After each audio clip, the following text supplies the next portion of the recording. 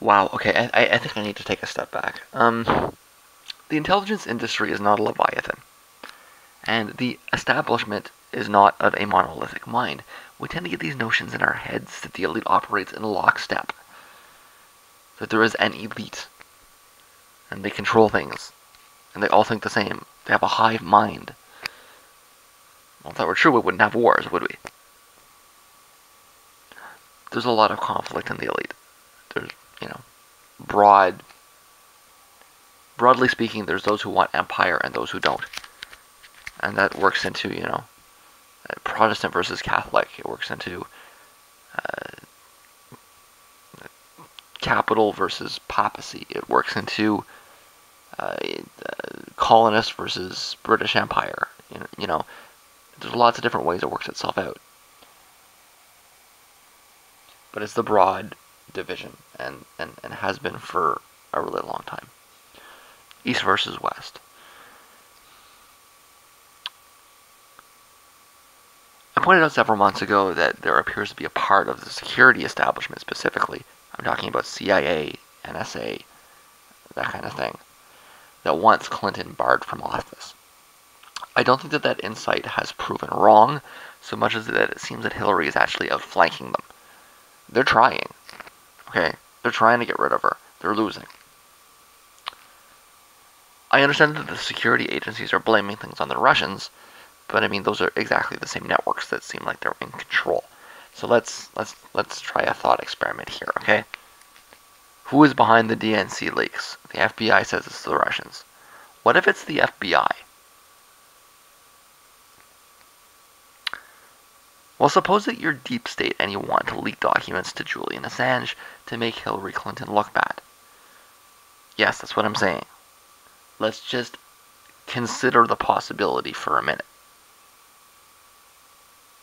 That you are working for the FBI and you're trying to set Clinton up.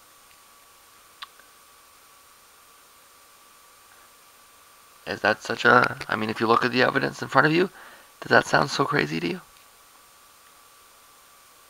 Assange doesn't need to know where he's getting the documents from. Is there a non-zero probability that you wouldn't blame it on Russia? I mean, you're going to blame it on someone, right? If the FBI is leaking the documents on purpose, then they're gonna distract from that. They're gonna find someone to blame it on, right? I mean, all the bad guys are gone. Osama bin Laden's gone. Saddam Hussein is gone. Gaddafi is gone. Putin's the only bad guy left. Almost has that dipshit in North Korea that nobody is gonna believe can spell his name right. So if you're deep state and you're trying to take her down from the inside, that's what you do. Is you leak the documents and you blame it on Russia.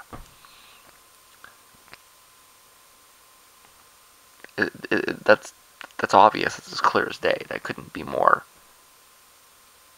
That couldn't be less controversial to state. That if you were going to do that, that's what you would do, right?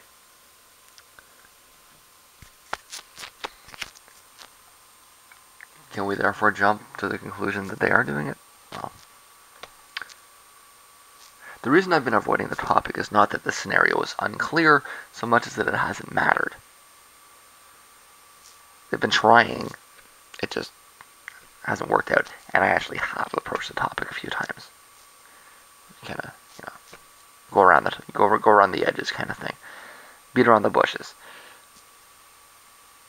And one could easily make the case that reopening the email case isn't going to matter either, because it's not an issue of much importance to anybody except the most extreme elements within the Republican Party that she was never going to reach anyways, even if she's at least as good a candidate on paper by their own metrics. And you know what? I would still accept that argument. That they can reopen the email case, and frankly, nobody gives a damn. However, I'm a little bit uncomfortable about the way that some of the polling is being manipulated. The ABC tracking poll is particularly outrageous to me. The data is obviously being squeezed. You don't take a candidate down 10 points in isolation of everything else out of the blue. That doesn't happen. They're stable for a year. and then out of the blue she falls 10 points? For no apparent reason? Clearly being squeezed, but why? Well, ratings look like a good reason, but what if it's, you know, uh, what if there's some actual malice here? What if it's designed to prove or provide evidence for a Trump comeback? So that they can say that, oh, it was in the data, look. ABC has very strong historical links to the security establishment that seems to be active in the election. They have been accused repeatedly of acting as the propaganda arm of the security establishment. William Casey, CIA, capital cities, long-standing connections. Something else that I pointed out at the time was that there may be some legitimate justification for this kind of deep state security interference. Something I pointed out was that if the system is operating properly, it probably should destroy Hillary Clinton before she takes over, right? Any truly self-inoculating system would not let her into power. And if there's any sort of if the system has any kind of self-correcting mechanism at all, like remotely, it should catch her because it's so obvious. I mean, it's easy to look at her opponent and say no, but if you're operating purely on the inside of the intelligence networks, you're not considering the opponent, right? You're considering the threat. Like I say, any self-correcting system should shut her down. Because educated opinion on the topic does seem to be pretty unanimous that there's a high chance that her foreign policy is essentially for sale. That's not a conspiracy theory, that's peer-reviewed literature. The emails and the Benghazi thing, they might be largely frivolous, okay? But the question of influence peddling is really legit, okay? That's a national security issue. And if you're deep state, you can't just let that go. Especially considering that they likely know the answer with a higher degree of certainty. They know the details, however gory they are. And so, what if the details are bad enough that it's actually tripped us into a war game or a contingency plan? That sounds crazy. It's not. Adjust your head. It's not crazy at all. What I'm getting at is that the idea of a rigged election to ensure the establishment candidate wins is perhaps not so absurd. It is basically what happened in 2000. But maybe we should be more careful in determining what the establishment, that is the real establishment, actually is. The military, the CIA, the NSA. That's the real establishment, okay? Not those floozies over on Wall Street. The real power. Who are they and what do they want? I've seen polls that suggest that Hillary Clinton is running behind Gary Johnson in military, and that upwards of 70% of military personnel are supporting Donald Trump. If the if you're not getting the answer implicitly, right? Maybe that's some empirical basis.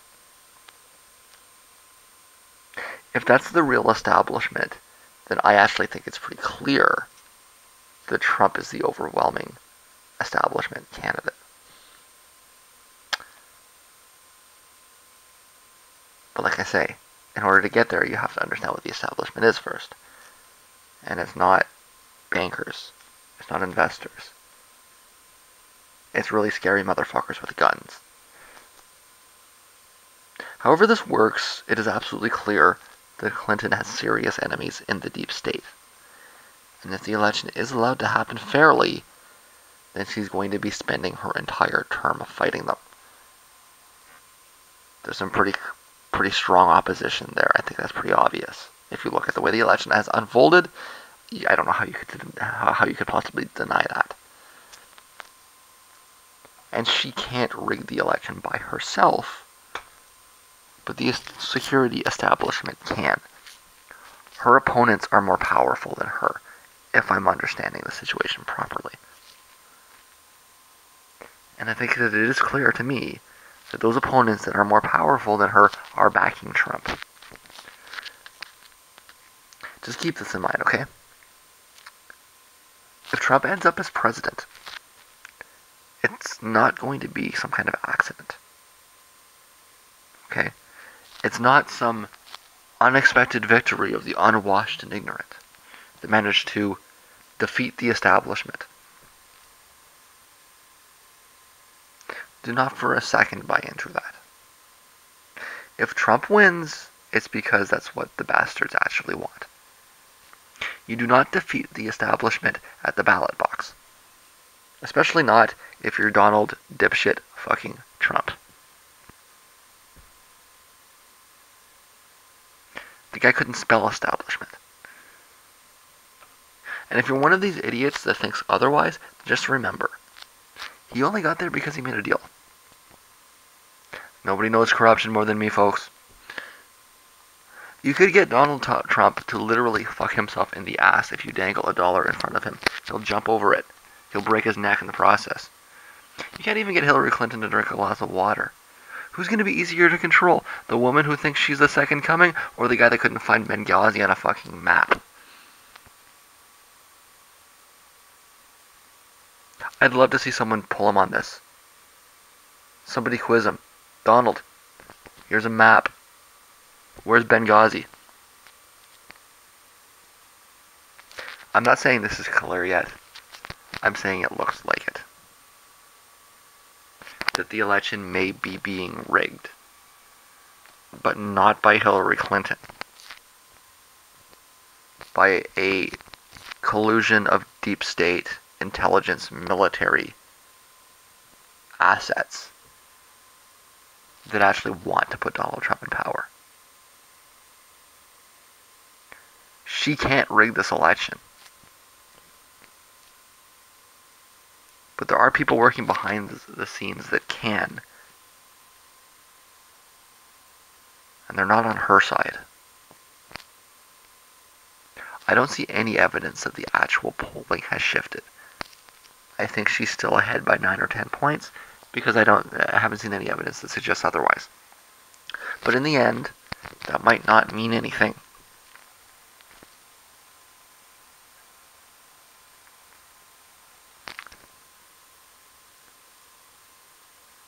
For right now, let's just keep this in mind. As all of these accusations, and fear is throwing around that she's going to rig the election, it's closer than they say. If you want to call me contrary, tell me I'm playing devil's advocate. And think of it like that if you'd like. But I'm telling you that there is another hypothesis about what you're seeing in front of you.